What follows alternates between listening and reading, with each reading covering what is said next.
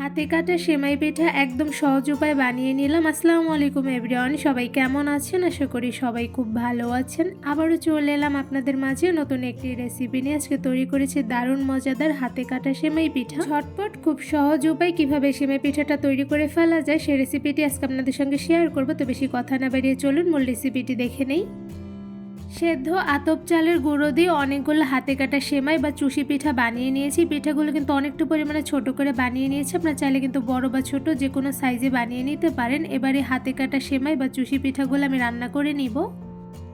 সেমাই পিঠা রান্না করার জন্য একটি প্যানের মধ্যে গরুর 1 লিটার লিকুইড দুধ জাল করে হাফ লিটার করে নিয়েছি, সেগুলোই দিয়ে দিয়েছি। এবার এর মধ্যে দিয়ে দিয়েছি 2টা তেজপাতা, সাথে দিয়ে দিয়েছি 2টা দারচিনি আর এলাচ। এবার খুব ভালোভাবে কিছুক্ষণ গরুর দুধগুলো জাল করে রান্না করে নিব।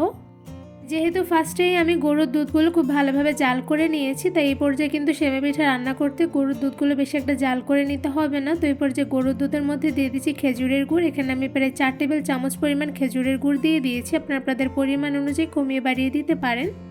এবার গরুর দুধের সঙ্গে খেজুরের গুড়গুলো খুব ভালোভাবে নেড়ে মিশিয়ে নিব।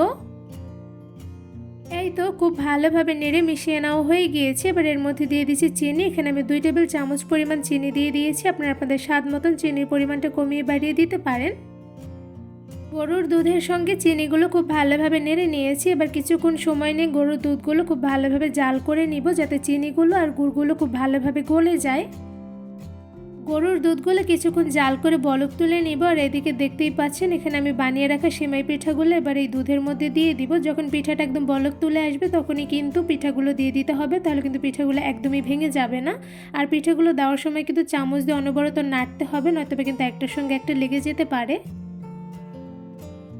পিঠাগুলো চামচের সাহায্যে খুব ভালোভাবে নেড়ে নিচ্ছি। আর একটা সাইড থেকে কিন্তু আমি অল্প পরিমাণ করে পিঠাগুলো দিয়ে দিচ্ছি। এভাবে কিন্তু আমি সবগুলো পিঠা দুধের মধ্যে দিয়ে দিব। দুধের মধ্যে সেমাই পিঠাগুলো দিয়ে দেওয়ার সময় কিন্তু চুলার আঁচটা একদম হাইতে রেখে পিঠাগুলো দিতে হবে, নয়তোবা কিন্তু পিঠাগুলো ভেঙে যেতে পারে। তো এই পর্যায়ে দেখতেই পাচ্ছেন অল্প পরিমাণ করে পিঠা দিয়ে আমি খুব ভালোভাবে একটি চামচের সাহায্যে নেড়ে নিচ্ছি। এই তো দুধের সঙ্গে পিঠাগুলো খুব ভালোভাবে নেড়ে নিয়েছি। এবার চুলার আঁচটা একদম লোতে রেখে আমি পিঠার উপরে অল্প পরিমাণ করে গুঁড়া দুধ দিয়ে দিচ্ছি। এতে করে কিন্তু পিঠাটা খুব তাড়াতাড়ি ঘন হয়ে আসবে, আর সাথে কিন্তু খেতে বেশ মজাদার হবে।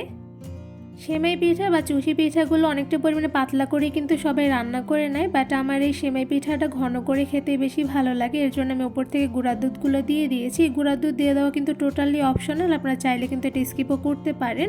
তো এই পর্যায়ে দুধের সঙ্গে গুঁড়া দুধগুলো খুব ভালোভাবে নেড়ে মিশিয়ে নিয়েছি।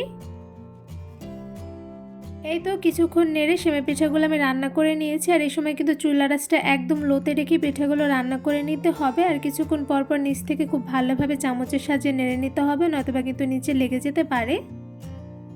হাতে কাটা সেমাই বা চুষি পিঠাগুলো যেহেতু সেদ্ধ আতপ চালের গুঁড়া দিয়ে আমি তৈরি করে নিয়েছি, তাই পিঠাটা রান্না করতে কিন্তু খুব একটা বেশি সময় লাগে না। তো এই পর্যায়ে দেখতেই পাচ্ছেন পিঠাগুলো কিন্তু খুব ভালোভাবে সেদ্ধ হয়ে গিয়েছে। আর এইদিকে কিন্তু আমার পিঠাগুলো রান্না করে নেওয়া হয়ে গিয়েছে। তো এই পর্যায়ে পিঠাগুলো আমি চুলা থেকে নামিয়ে একটি সাইডে রেখে দিব।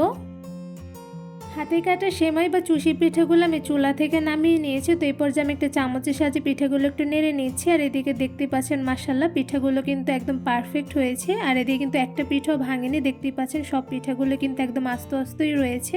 এই হাতে কাটা চুষি বা সেমাই পিঠাগুলো দেখতে কিন্তু মাশাআল্লাহ খুবই লোভনীয় হয়েছে। আর এই পিঠাগুলো রান্না করতে কিন্তু একদমই সময় লাগে না, খুব অল্প সময় ঝটপটে কিন্তু রান্না করে ফেলা যায়। এবারে সেমাই পিঠাগুলো আমি একটি পাত্রে বেড়ে নিব। এখানে আমি অল্প পরিমাণ করে সেমাই পিঠাগুলো পাত্রে তুলে নিচ্ছি।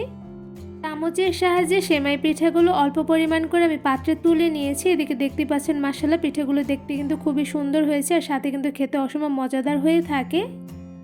একদম সহজভাবে কোনো রকম ঝামেলা ছাড়া শুধুমাত্র অল্প কিছু উপকরণ দিয়ে ঝটপট বানিয়ে নিয়েছি দারুণ মজাদার হাতে কাটা সেমাই পিঠা। এই হাতে কাটা সেমাই পিঠাগুলো রান্না করা যেমন খুব সহজ, সাথে খেতে কিন্তু অসম্ভব মজাদার হয়ে থাকে। এই হাতে কাটা সেমাই বা চুষি পিঠাগুলো মাশাআল্লাহ দেখতে যেমন সুন্দর হয়েছে, সাথে খেতে কিন্তু অসম্ভব মজাদার হয়েছে। হাতে কাটা সেমাই বা চুষি পিঠাগুলো রান্না করে নেওয়ার পরও কিন্তু মাশাআল্লাহ একদম পারফেক্ট হয়েছে, কোনো প্রকার ভেঙে যায়নি, আর সাথে কিন্তু দেখতে খুবই লোভনীয় হয়েছে। হাতে কাটা সেমাই পিঠা বা চুষি পিঠা তৈরির রেসিপিটি আপনাদের সবার কাছে কেমন লেগেছে তা আমাকে অবশ্যই কমেন্ট করে জানাবেন। পিঠা তৈরির রেসিপিটি আপনাদের কাছে ভালো লেগে থাকলে আমার চ্যানেলটি সাবস্ক্রাইব করে ভিডিওতে বেশি বেশি লাইক কমেন্ট শেয়ার করে আমার পাশেই থাকবেন। আজকে এখানে বিদায় নিচ্ছি, দেখাবো অন্য কোনো ভিডিওর মাধ্যমে। সবাই সুস্থ থাকবেন, ভালো থাকবেন, আল্লাহ হাফেজ।